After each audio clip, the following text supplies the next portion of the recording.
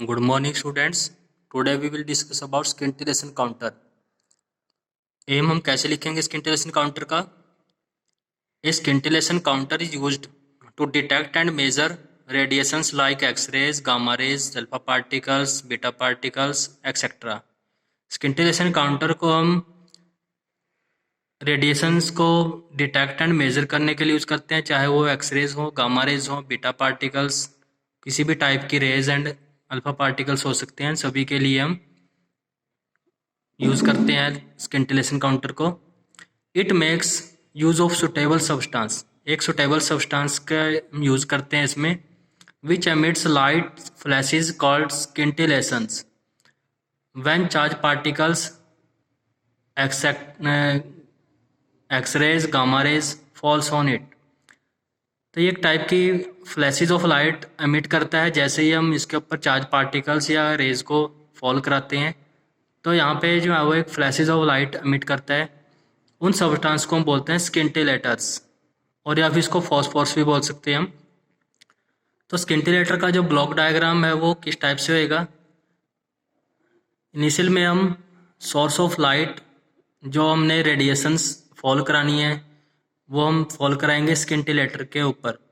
स्किंटिलेटर जो है वो फ्लैशेस ऑफ लाइट एमिट करेगा, उसको हम फोटो मल्टीप्लाई ट्यूब के ऊपर फॉल कराएंगे। फोटो मल्टीप्लाई ट्यूब अभी हम डिस्कस करेंगे डिटेल में।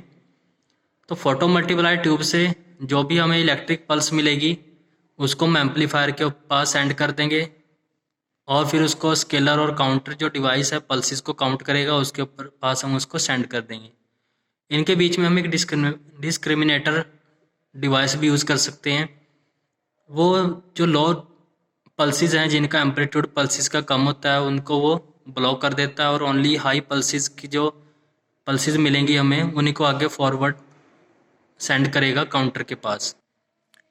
फोटो मल्टीप्लायर ट्यूब स्किंटिलेशन काउंटर का एक इम्पॉर्टेंट पार्ट है। तो फोटो मल्टीप्लायर ट्यूब, जैसे नाम से पता चलता है कि फोटो मल्टीप्लायर, तो इसकी जो वर्किंग है फोटो मल्टीप्लायर ट्यूब की वो अभी हम डिस्कस करेंगे। First of all we fall incident radiation on phosphor. Phosphor के ऊपर हम इंसिडेंट रेडिएशन को फॉल कराएंगे। तो phosphor flashes of light emit करेगा जिसको हम फोटॉन्स भी बोल सकते हैं। तो फोटॉन्स फिर फॉल कराएंगे फोटो कैथोड के ऊपर। फोटो कैथोड एक सेंसिटिव मटेरियल है जो ट्राईसीजियम एंटीमनी का बना होता है, जिसको हम ट्रांसपेरेंट ग्लास ट्यूब के ऊपर हम इसको एक लेयर बनाते हैं। तो फोटो कैथोड क्या काम करता है कि जैसे ही फ्लैशेज ऑफ लाइट और फोटॉन्स इसके ऊपर फॉल करेंगे ये इलेक्ट्रॉन्स एमिट करता है जिनको बोलते हैं फोटो इलेक्ट्रॉन्स। इन इलेक्ट्रॉन्स को हम फर्दर डायनोड के ऊपर फॉल कराएंगे। डायनोड को हमने +100 वोल्ट के जो पोटेंशियल है उतना दिया हुआ है। तो जैसे ही इलेक्ट्रॉन्स फोटो कैथोड से एमिट होएंगे वो एसिलेट होएंगे हाई स्पीड के साथ टुवर्ड्स द डायनोड, जिसको हमने 100 वोल्ट के पोटेंशियल पे रखा हुआ है। नेक्स्ट जो डायनोड है उसको हमने 100 volt with respect to first dynode increase करके पोटेंशियल दिया हुआ है, मीन्स उसको हमने 200 वोल्ट पे रखा हुआ है with respect to photo cathode. तो जैसे ही इलेक्ट्रॉन डायनोड के ऊपर फॉल करेंगे, डायनोड की एक प्रॉपर्टी होती है जैसे ही इलेक्ट्रॉन इसके ऊपर फॉल करेंगे फर्दर सेकेंडरी इलेक्ट्रॉन एमिट होएंगे और यहाँ पे इलेक्ट्रॉन्स का मल्टीप्लिकेशन शुरू हो जाता है।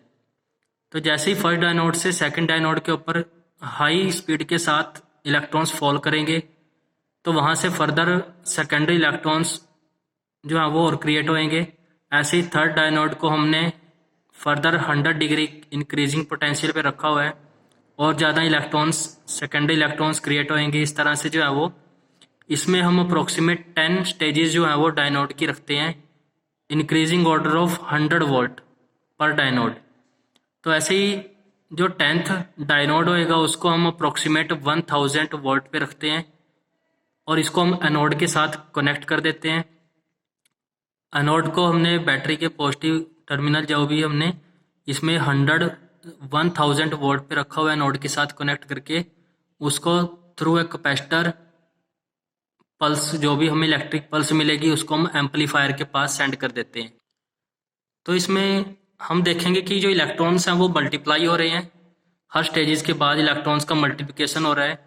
तो ये सारी की सारी प्रोसेस जो है उसको ज़्यादा टाइम नहीं लगता, 10⁻⁻⁶ सेकंड में सारी प्रोसेस जो है वो मल्टीप्लिकेशन की कंप्लीट हो जाती है।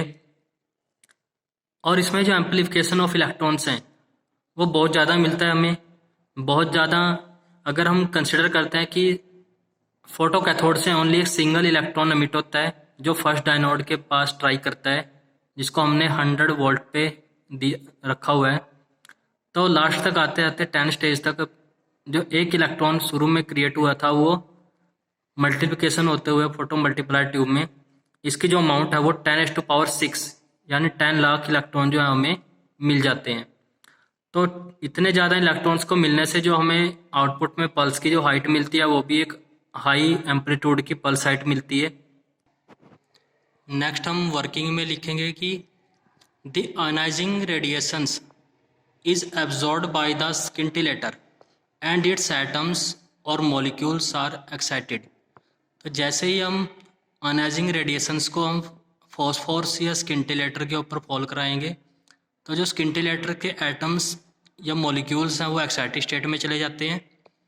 सेकंड, ऑन डी एक्साइटेशन, जैसे ही molecules and atoms de excite होंगे of scintillator produces a flash of light, तो वो फ्लैश ऑफ लाइट प्रोड्यूस करेंगे जिसको बोलते हैं scintillations. The light emitted by the scintillator is transmitted to photo cathode, तो उस लाइट को हम फोटो कैथोड के ऊपर फॉल कराएंगे ऑफ फोटो मल्टीप्लाई ट्यूब, जो फोटो मल्टीप्लाई ट्यूब में लगा होता है। नेक्स्ट जो फोटो इलेक्ट्रॉन्स, तो फोटो कैथोड फोटो इलेक्ट्रॉन्स को एमिट करेगा और accelerated towards the first dynode of the photo multiply tube, तो जो इलेक्ट्रॉन्स एमिट होंगे फोटो कैथोड से उसको हम फोटो मल्टीप्लाई ट्यूब के फर्स्ट डायनोड के ऊपर एसिलेट कराएंगे जिसको हमने 100 वोल्ट के ऊपर रखा हुआ है। And electrons multiplication from first one dynode to the next dynode takes place, तो फर्स्ट डायनोड से सेकंड डायनोड पे जाएगा जिसको हमने 200 वोल्ट पे रखा हुआ है, वो फर्दर एम्पलीफिकेशन करेगा इलेक्ट्रॉन्स की और फर्दर जो है वो नेक्स्ट डायनोड जो 300 पे रखा हुआ है, ऐसे जो है इलेक्ट्रॉन्स का मल्टीप्लिकेशन जो है वो हर स्टेप के बाद हमें मिलेगा। फिफ्थ में, a large number of electrons reach the anode of photo multiplier tube with in 10⁻⁻⁶ second. ये इलेक्ट्रॉन्स का मल्टीप्लिकेशन होता है हर टाइम्स में, लास्ट में जब मिलते हैं हमें बहुत सारे इलेक्ट्रॉन्स मिलते हैं, ये बिल्कुल कम टाइम के अंदर ही सारी प्रोसेस हो जाती है 10⁻⁻⁶ सेकेंड में। नेक्स्ट है voltage pulse is obtained at the anode, तो लास्ट में हमने एनोड के पास एक वोल्टेज पल्स मिलती है हमें। This pulse is send to amplifier, तो इसको पल्स को हम एम्पलीफायर के पास सेंड कर देते हैं और फिर उसके बाद इसको काउंटिंग डिवाइस के पास सेंड कर देते हैं फर्दर प्रोसेसिंग के लिए। तो यहाँ तक हम स्किंटिलेशन काउंटर कंप्लीट हो जाता है।